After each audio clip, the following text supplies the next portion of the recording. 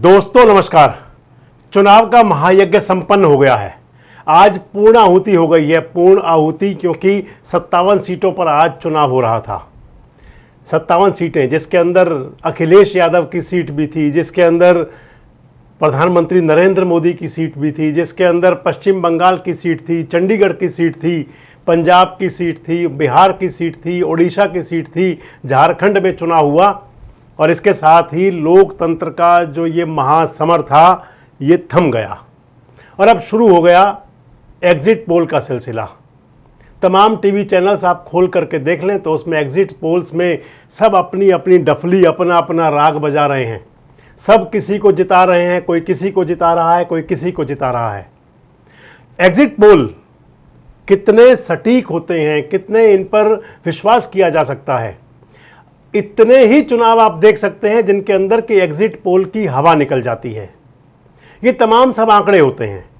सब लोग अपने अपने हिसाब से, चाहे वो इंडियन कंपनीज हैं, चाहे वो बाहर की कंपनियां हैं, चाहे वो मल्टीनेशनल कंपनीज हैं, वो खाद्य पदार्थ से लेकर के और जनता के मन की बात तक सबका सर्वे कर देती हैं।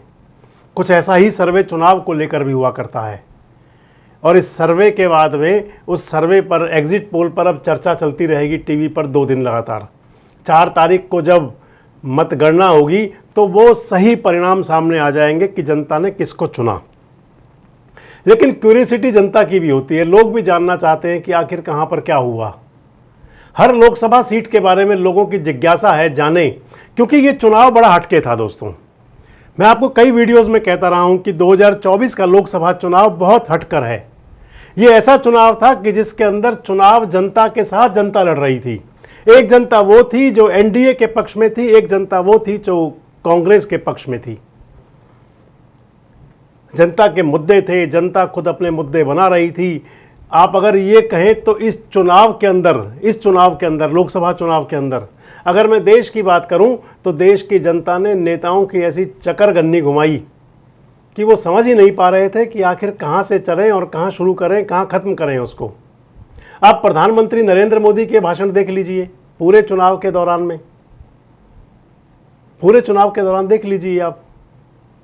जो शुरू हुआ था सावन में मटन के शौक से लेकर के, सावन में मटन की मौज से लेकर के, और वो मुसलमान, मंगलसूत्र, मुगल, मछली, तमाम पता नहीं कहां कहां नहीं पहुंचा और लास्ट में मुजरा हुआ, मुजरा। और अगर दूसरी तरफ कांग्रेस को देखें तो कांग्रेस का भी यही था। आप ये देखें कि तीसरे चरण के मतदान के बाद कांग्रेस के राष्ट्रीय अध्यक्ष मल्लिकार्जुन खड़गे ने कहा कि वो 5 किलो अनाज दे रहे थे, हम 10 किलो देंगे।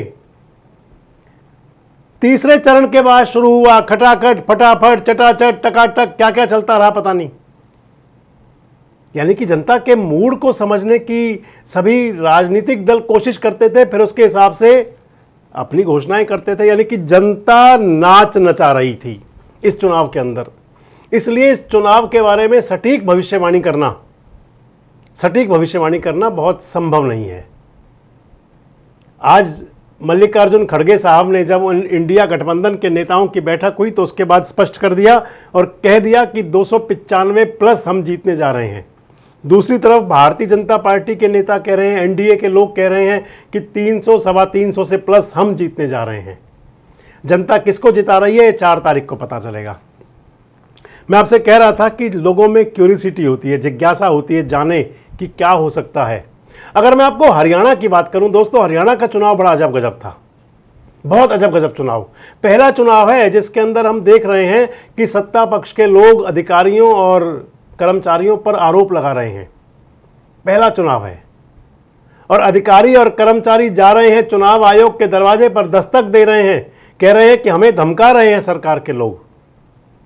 हालांकि उसको लेकर भी विरोधाभास है। आज मैं अभी सुन रहा था एक बयान, भिवानी के कैंडिडेट हैं लोकसभा के प्रत्याशी भारतीय जनता पार्टी के, धर्मवीर सिंह, कह रहे थे कि मैंने चरखी दादरी के डीसी के लिए कुछ कहा नहीं। भैया आपने नहीं कहा तो क्या मीडिया वालों के सिर में दर्द था, उन्होंने खुद चला दिया।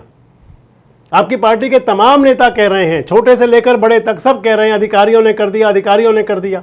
जब आप कहेंगे, जब सरकार के लोग कहेंगे, चुनाव का परिणाम क्या होगा हम इस पर नहीं जा रहे हैं। लेकिन जब इस प्रकार के बयान नेताओं के आएंगे तो फिर क्वेश्चन मार्क तो लगेगा। जब पूर्व मुख्यमंत्री कहेंगे कि हम लिस्ट बना रहे हैं तो फिर मीडिया के लोग भी तो अपना खुराफाती दिमाग घमाएंगे ना कहीं भाई क्या हो रहा था।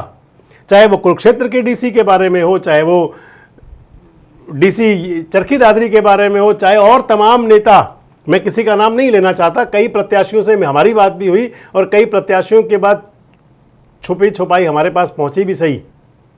हर जगह ये बात चल रही थी, खासकर बीजेपी के कैंडिडेट्स। मोहनलाल बड़ौली को देखिए, वो अपनी पार्टी के नेताओं कार्यकर्ताओं पर भी तो कह रहे थे और फिर ऑडियो वायरल हो रहे हैं, उनमें क्या है। खैर, ये चुनाव था और ये चुनाव बड़ा अजब गजब था। इसलिए मैं कह रहा हूं कि जनता जानना चाहती है, लेकिन उसके बावजूद भी असमंजस की स्थिति है।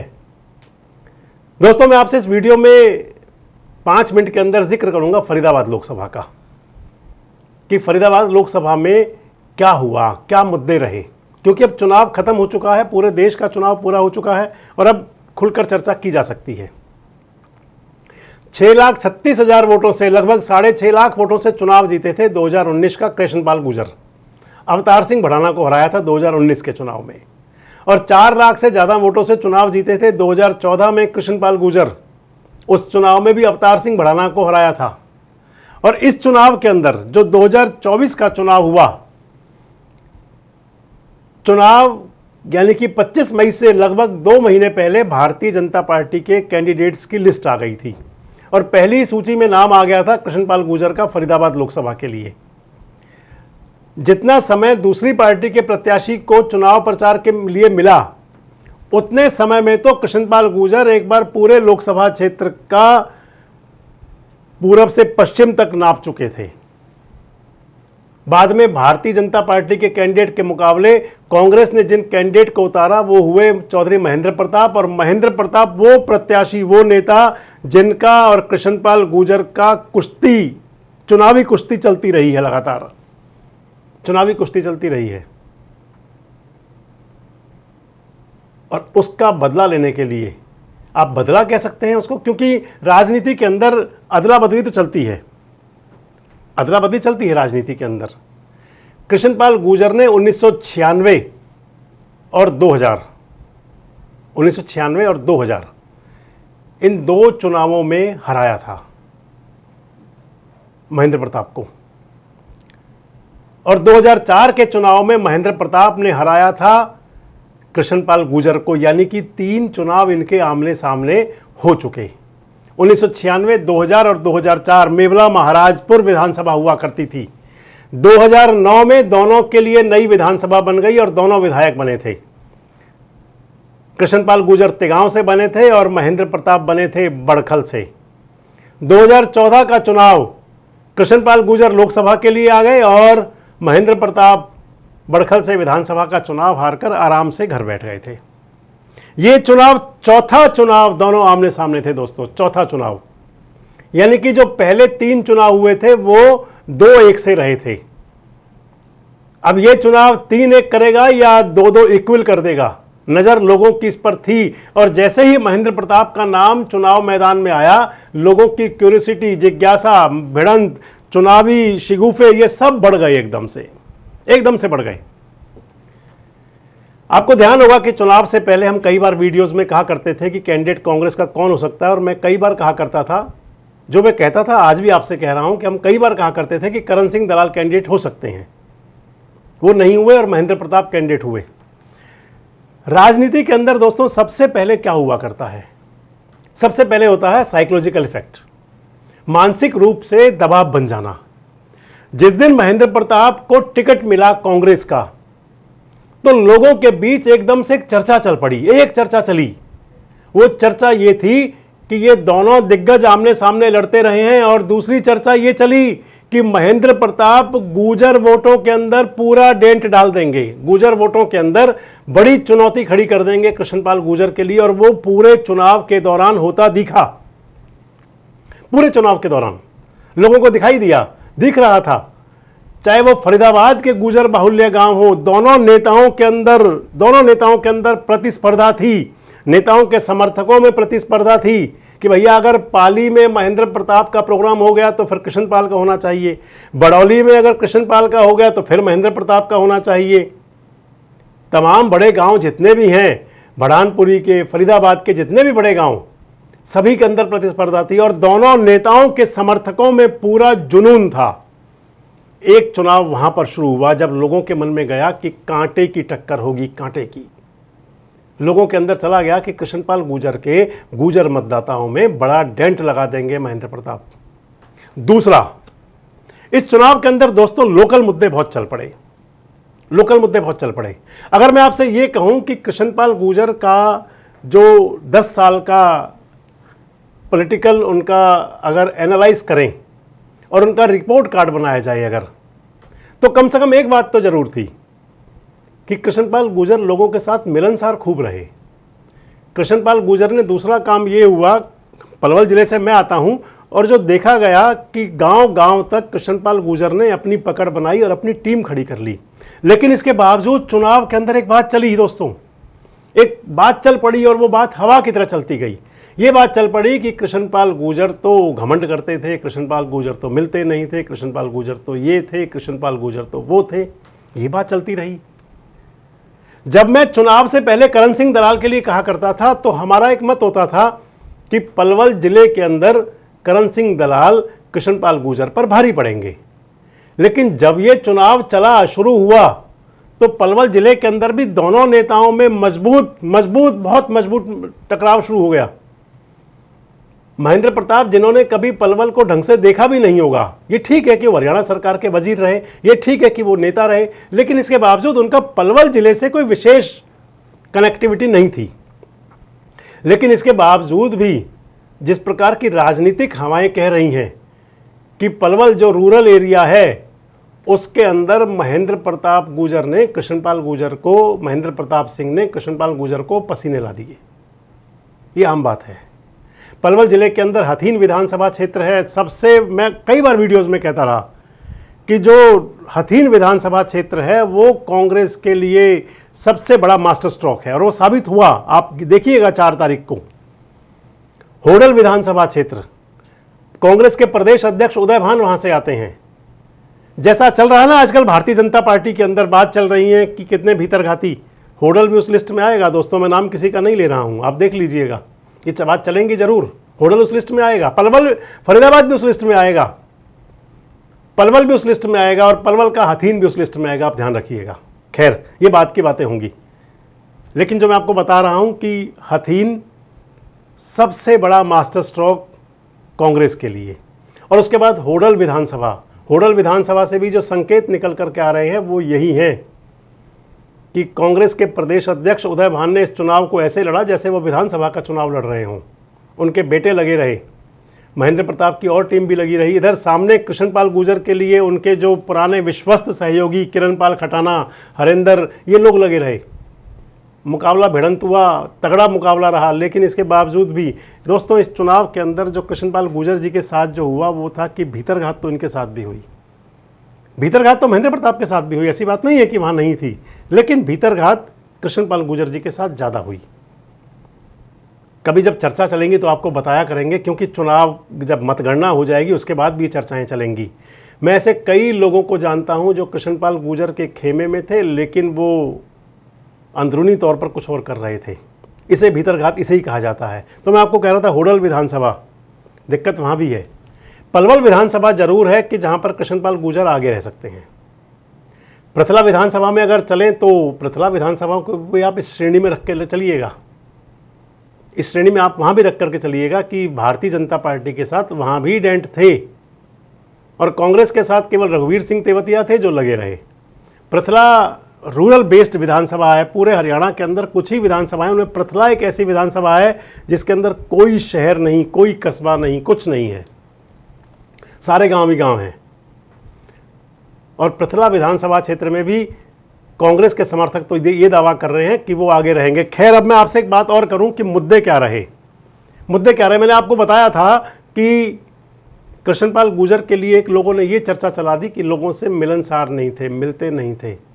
और दोस्तों, जब किसी ने नाराज होना हो तो उसके 100 बहाने होते हैं। फिर और जब किसी ने साथ रहना हो तो उसके लिए फिर 100 बहाने बन जाते हैं, इसलिए साथ हैं और इसलिए नाराज हैं।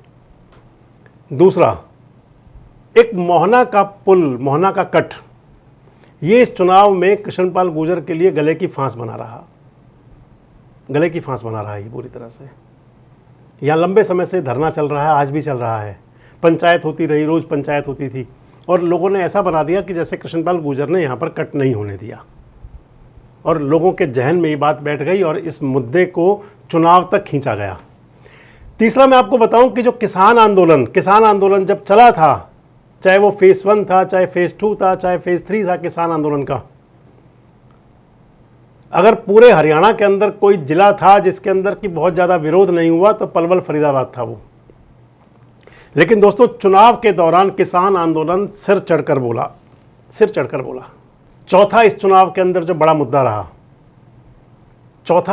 रहा, कृष्णपाल गुर्जर पर जो लोगों ने नाराज होना था, ये आरोप लगा दिया, ये आरोप मढ़ दिए कि दोस्तों हमेशा नाराजगी होती है, आरोप होते हैं, वो सब कुछ सत्ता पक्ष के साथ होते हैं। जितने भी आरोप होंगे सब सत्ता पक्ष के साथ होंगे। विपक्ष के साथ में विपक्ष के पास एक ये बाईपास होता है, मौका होता है, क्योंकि उससे कोई नाराजगी नहीं हुआ करती। और यहाँ तो अगर हम ये कहें कि जो महेंद्र प्रताप कैंडिडेट हुए थे, जो महेंद्र प्रताप कैंडिडेट बने, वो तो राजनीति से ही काफ़ी समय से दूर थे, इसलिए उनसे शिकायत की बात नहीं थी। इसलिए जो तमाम शिकायतें थी वो कृष्णपाल गुर्जर से थी, और इसलिए इस चुनाव को बहुत कांटे का चुनाव माना गया। ये माना गया कि ये चुनाव बहुत तगड़े मुकाबले का है। आप किसी गांव में चले जाओ, गांव के मुद्दे थे, गांव के मुद्दे बने हुए थे पूरे चुनाव के दौरान, चाहे वो रावत पाल के गांव थे, चाहे वो डागर पाल के गांव थे, चाहे वो तेवतिया पाल के गांव थे, चाहे वो ब्राह्मणों के गांव थे, चाहे वो गुर्जर गांव थे, मतलब सभी के अंदर अपने अलग मुद्दे थे। ऐसे लोग हमने देखे जो पूरे चुनाव से पहले जो कृष्णपाल गुर्जर के बगलगीर हुआ करते थे, वो चुनाव में अपना उन्होंने ट्रेन बदल ली, बस बदल ली, कार बदल ली, गाड़ियां बदल ली और चेंज करके चले गए दूसरे पाले में। इसलिए ये चुनाव बहुत हटकर था। और इस चुनाव के अंदर मैं आपको फिर बता दूं कि लोकल मुद्दे काफी सर चढ़कर बोले इस चुनाव के अंदर। दोस्तों एक बात आपको और बताएं, जो मैंने आपको कहा कि कृष्णपाल गुर्जर का अगर रिपोर्ट कार्ड बनाया जाए तो हरियाणा के जो 10 सांसद हैं उनमें से अगर कोई सबसे ज्यादा मिलनसार सांसद रहा होगा तो कृष्णपाल गुर्जर रहा होगा। लेकिन इसके बावजूद ये बात चलती रही, लोग ये कहते रहे कि कृष्णपाल गुर्जर लोगों से मिलते नहीं थे। और दूसरी बात दोस्तों आपसे कर लें, ये जो चुनाव था आप इसे मान सकते हैं एंटी इनकम्बेंसी या प्रो इनकम्बेंसी, यही चलेगा चुनाव के अंदर, यही आएगा क्योंकि 10 साल की सरकार थी। और दूसरा, अगर आप लोकल मान के लेंगे जब, तो एक तो वो मतदाता था जो मोदी को देख करके वोट दे रहा था, और दूसरा कैंडिडेट्स का रोल भी था। भले ही कितना ही कहा जाए भले ही, लेकिन इसके बावजूद आप ये मानकर चलिएगा कि फरीदाबाद के अंदर मोदी का जो असर था, कृष्णपाल गुर्जर की अपनी भी टीम थी। कृष्णपाल गुर्जर ने जो काम किए थे, उनके साथ में कई गांवों के सरपंच कई लोग केवल इसलिए जुड़े हुए थे, वो कृष्णपाल गुर्जर के साथ थे। चुनाव का परिणाम 4 तारीख को आएगा दोस्तों। मैंने आपसे बताया कि एग्जिट पोल को मैं इसको सही नहीं माना करता, क्योंकि एग्जिट पोल जनता के मन की बात लेना किसी के बस की होता ही नहीं। और आपने ज़्यादातर देखा होगा, चाहे वो पश्चिम बंगाल के एग्जिट पोल आप देख लीजिए, उत्तर प्रदेश के देख लीजिए, दिल्ली के देख लीजिए, गुजरात के देख लीजिए, महाराष्ट्र के देख लीजिए, तमाम चुनाव में एग्जिट पोल औंधे मुंह गिरते रहे हैं। इसलिए एग्जिट पोल तो वही होगा जो 4 तारीख को आएगा, परिणाम तो वही होगा। लेकिन यह जरूर है कि फरीदाबाद की जनता के लिए जो मुद्दे बन गए थे वो इस चुनाव पर पूरा प्रभाव डालेंगे। आपको क्या लगता है कमेंट्स बॉक्स में जरूर बताएं। जुड़े रहे हमारे साथ, देखते रहें देश रोजाना। हमारे साथ जुड़े रहने के लिए देखते रहिए देश रोजाना का यूट्यूब चैनल सब्सक्राइब कीजिए। साथ ही देश रोजाना की खबरें सबसे पहले देखने के लिए प्रेस कीजिए बेल आइकन।